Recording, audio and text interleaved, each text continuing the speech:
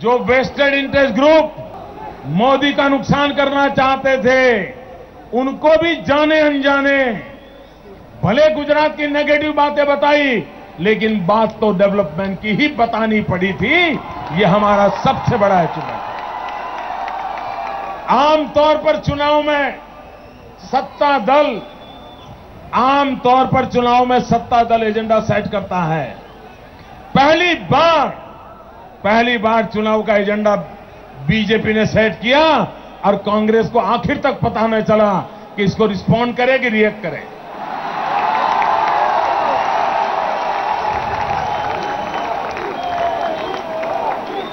भाइयों बहनों, मैं एनालिसिस कर रहा हूं कि देश में इन दिनों चर्चाएं चलेगी। मैं आज किसी दल के विरोध में यहां कहने के लिए नहीं आया हूं, वो काम हो चुका, अब उसमें समय बर्बाद करने की जरूरत नहीं है। लेकिन मैं देश में खास करके नई पीढ़ी को इन बातों पर जोड़ना चाहता हूं। और भाइयों बहनों, गुजरात में 4 बार सरकार बनाने के बाद इस विषय में मेरा दृढ़ विश्वास है, सब समस्याओं का एक ही समाधान है, विकास। सब दुखों की एक ही दवाई है, विकास। विकास के बिना भारत का भाग्य नहीं बदलेगा। विकास के बिना हिंदुस्तान के नौजवानों का जीवन नहीं बनेगा। और विकास के बिना वैश्विक स्पर्धा के अंदर मेरा देश कभी टिक नहीं पाएगा। भाइयों बहनों, मैं आज सार्वजनिक रूप से एक और विषय बताना चाहता हूं। 1857 के स्वतंत्रता संग्राम से हम देखें, एक भी वर्ष ऐसा नहीं होगा, हिंदुस्तान का कोई न कोई कोना ऐसा नहीं होगा जहां देश की आजादी के लिए मरने वालों ने तांता न लगाया हो। शहीद होने के लिए एक के बाद एक देश के नौजवान आगे आते थे। 1857 से लेकर के 1947 तक देखें, देश के लिए मर मिटने वालों की कमी नहीं थी। फांसी के तख्त पर चढ़कर के जीवन देने वालों की कमी नहीं थी। लेकिन होता था क्या?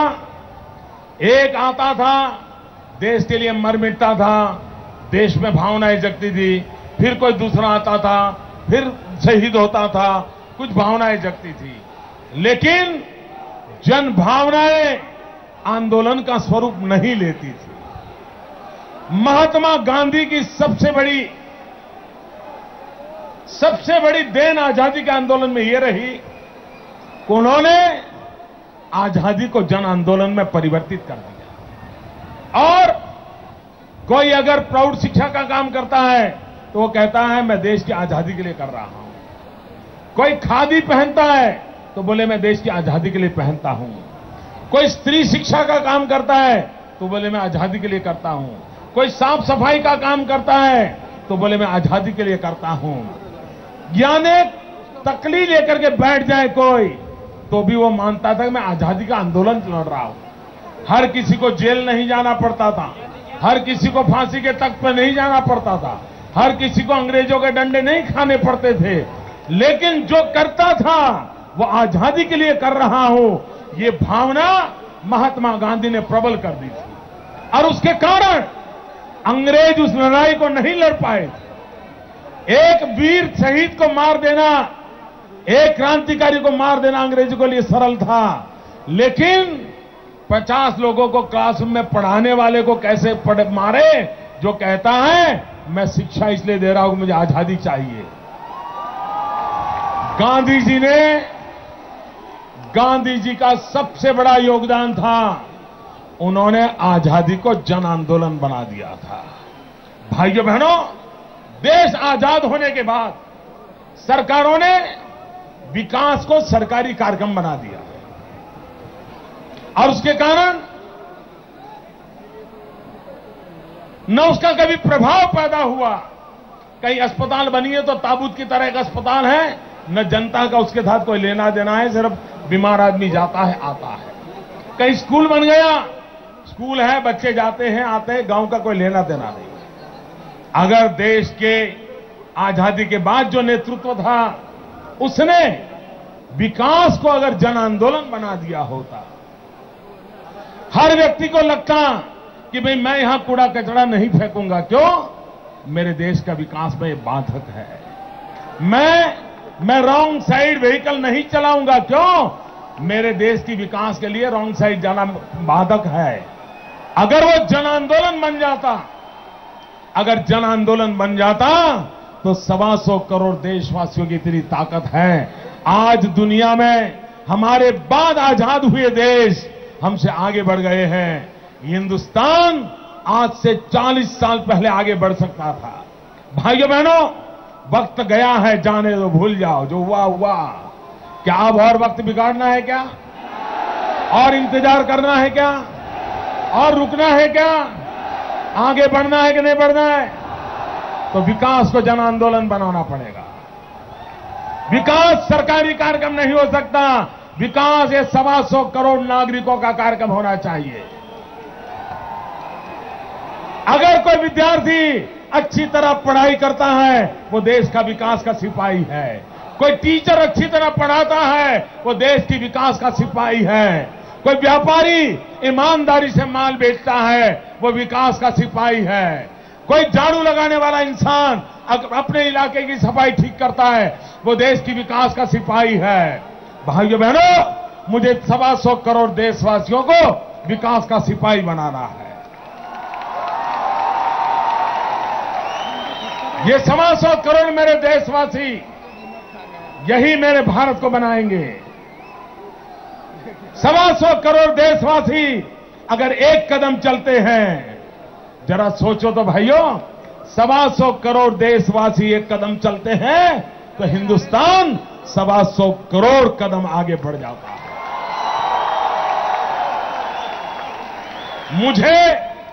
मुझे जन मन में विश्वास पैदा करना है। मुझे जन जन को साथ लेकर के विकास की यात्रा में मेरे देशवासियों को जोड़ना है। और भाइयों बहनों, दुनिया की कोई ताकत नहीं है कि 125 करोड़ के देश को रोक सके। भाई, 21वीं सदी हिंदुस्तान की सदी बनाना है। 10 साल चाहिए, ज्यादा नहीं चाहिए दोस्तों, 10 साल चाहिए।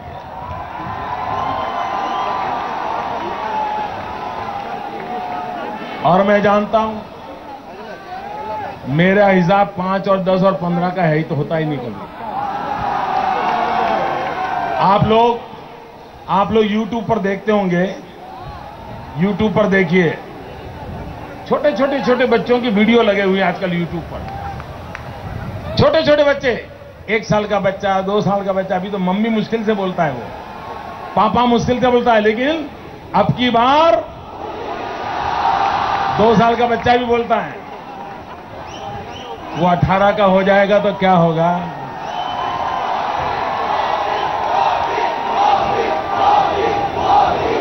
ये फौज अभी से तैयार हो रही है।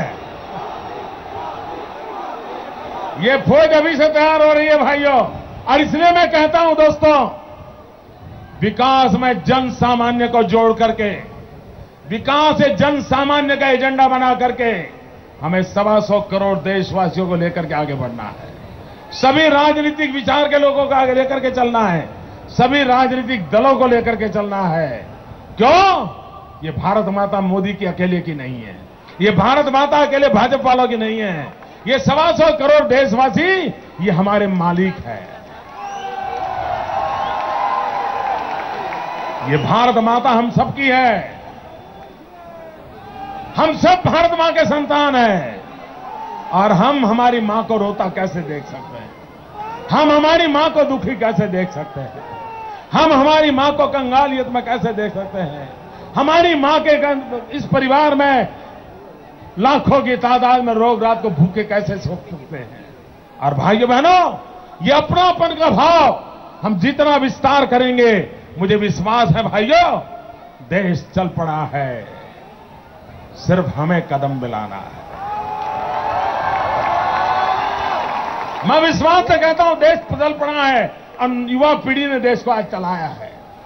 हमें सिर्फ कदम मिलाना है। भाइयों बहनों, आपके सपने पूरे होंगे, आपकी आशा आकांक्षाएं पूरी होगी। અને મારા ગુજરાતના ભાઈઓ બહેનો,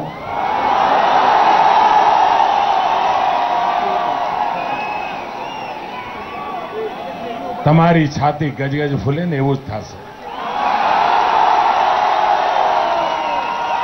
તમે માથું ઊંચું કરીને આંખમાં આંખ મેળવીને દુનિયા સાથે વાત કરો, એવું જ કામ થશે. એ જ ગૌરવથી કામ થશે. भाइयों बहनों, वहां पर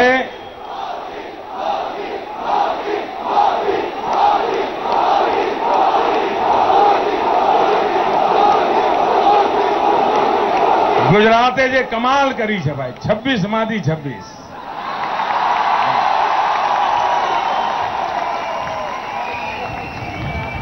आज સુધી ક્યારે 26 માદી 26 કોઈના નસીબમાં નથી આવ્યા.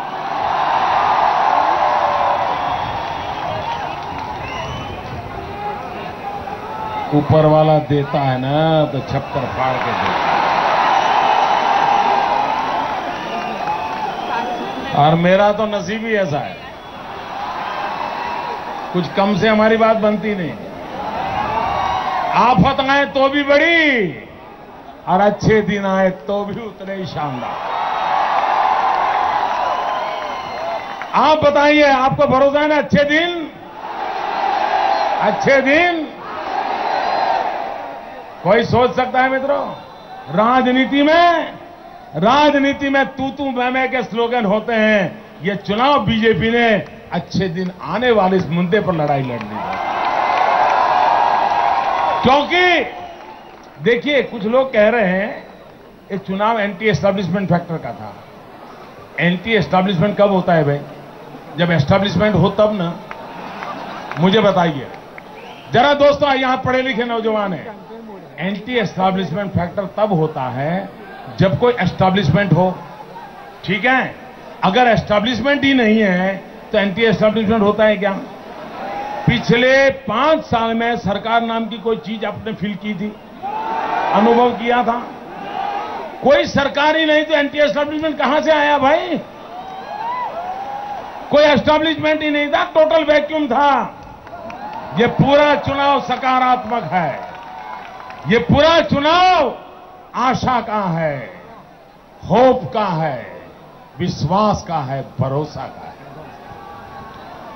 हां, कोई ऐसी तगड़ी सरकार हो, उसके कामों की लोगों में चर्चा हो और बाद में गुस्सा आए और निकाल दे, ये तो कुछ फील ही नहीं होता था भाई. आपको कभी फील हुआ देश में सरकार ऐसा फील हुआ था? गुजरात में सरकार है, फील गांधीनगर में कुछ है, लगता है कि नहीं लगता? उसका तो कभी एंटी एस्टैब्लिशमेंट हो सकता है भाई, लेकिन जिसकी कोई मौजूदगी महसूस नहीं होती है उसका कभी एंटी एस्टैब्लिशमेंट होता ही नहीं. एक वैक्यूम पीरियड था देश में. मैं मानता हूं देश के पॉलिटिकल पंडितों को एक नई टर्मिनोलॉजी पर जाना पड़ेगा कि एक तो सिनेरियो होता है एंटी एस्टैब्लिशमेंट का, दूसरा सिनेरियो होता है प्रो एस्टैब्लिशमेंट का. ये दोनों से ही तीसरा निकला भाई. और तीसरा ऐसा है जिसमें एक वैक्यूम पीरियड था. सरकार नाम का कोई अस्तित्व नहीं था, सरकार नाम की कोई महसूस नहीं हो रहा था.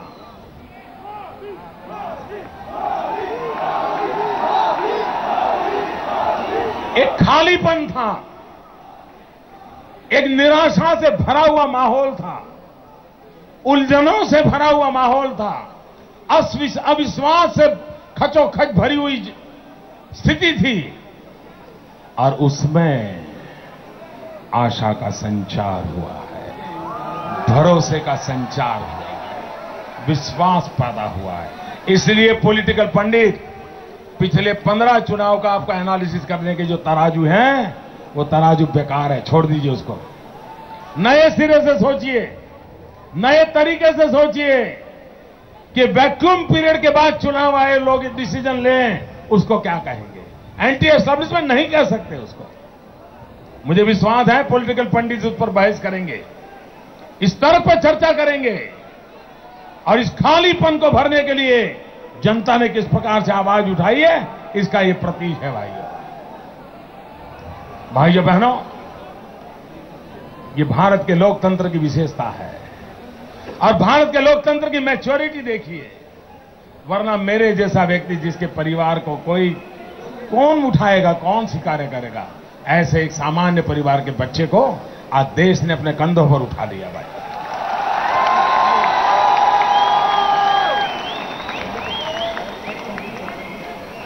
ये भारत के लोकतंत्र की ताकत है और इसलिए हमारी लोकतंत्र के प्रति श्रद्धा और गहरी होनी चाहिए। हमारे लोकतंत्र की जड़ें और मजबूत होनी चाहिए। और मैं मानता हूं ये चुनाव वो ताकत देने वाला है। चुनाव का मकसद वो हो या ना हो, लेकिन ये चुनाव भारत के लोकतंत्र की जड़ों को और ताकतवर बनाएगा, ऐसा मेरा पूरा विश्वास है भाइयों बहनों। आप लोगों ने मेरा स्वागत किया, सम्मान किया। गुजरात ने मुझे इतना प्यार दिया भाइयों ने, इतना प्यार दिया। आप लोगों ने मुझे बहुत कुछ सिखाया है। गुजरात ही है जिसने मुझे उंगली पकड़ करके चलाया है। गुजरात ही है जिसने बड़ा बनाया है।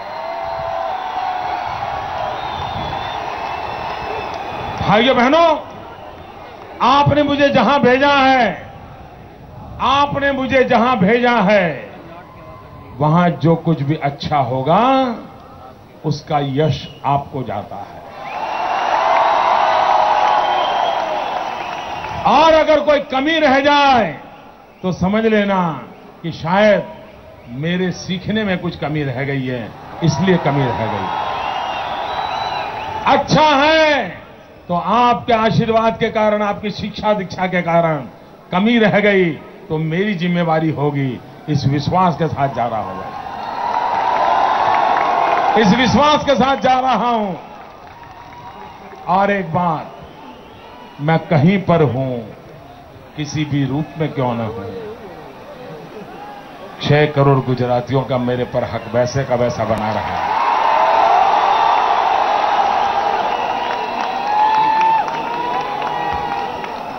आप आवाज देने में हाजिर हो जाऊंगा।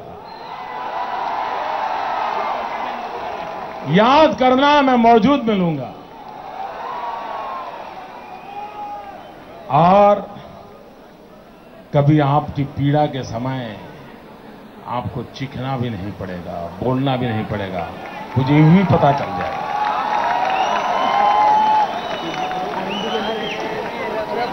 मुझे यूं ही पता चल जाएगा कि मेरे परिवार का कोई बीमार है। मुझे यूं ही पता चल जाएगा मेरे घर में कोई आफत आई है। और मैं आपका सिपाही हूं, मैं हाजिर हो जाऊंगा। और इसलिए मैं गुजरात को कभी महसूस नहीं होने दूंगा भाइयों, क्योंकि आपने मुझे बनाया है। कोई भी मां बाप अपने बेटे को बड़ा करते हैं, फौज में भी भेज देते हैं, शहीद हो जाए तो उनको दुख नहीं होता है, लेकिन उनको भरोसा होता है जब तक फौज में होगा मां बाप की भी चिंता करेगा। भले वो भारत मां के लिए लगा होगा, वैसे ही मैं भारत मां की सेवा में लगूंगा, लेकिन आप ही तो मेरे मां बाप है।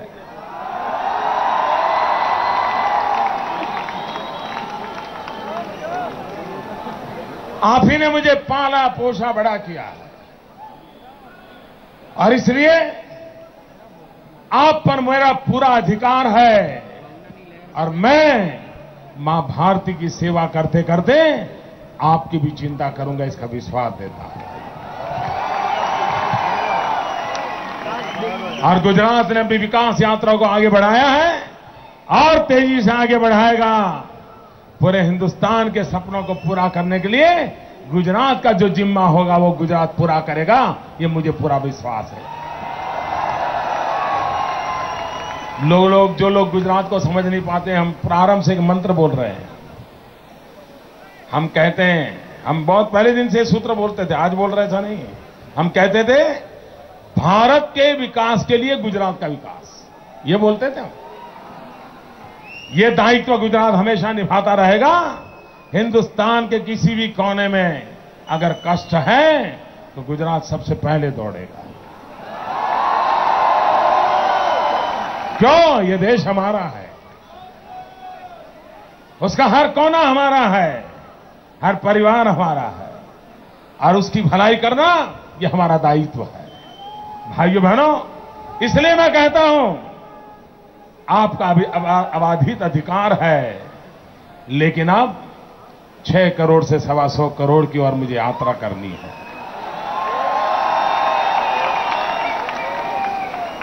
लेकिन ये 6 करोड़ वाला जो पिंड है ना, वही तो मुझे 125 करोड़ की सेवा करने की ताकत देने वाला है। आप ही मेरी ऊर्जा है, आप ही मेरी प्रेरणा है, आप ही मेरा पुरुषार्थ है, आप ही मेरी ताकत है। और इसलिए मैं इन 6 करोड़ गुजरातियों के भरोसे मां भारती की सेवा के लिए अपने आप को समर्पित करता हूं। आपने मेरा स्वागत किया, सम्मान किया, मैं आपका बहुत बहुत आभारी हूं। भारत माता की, भारत माता की, भारत माता की। वंदे वंदे वंदे वंदे वंदे वंदे वंदे वंदे वंदे वंदे वंदे वंदे वंदे वंदे वंदे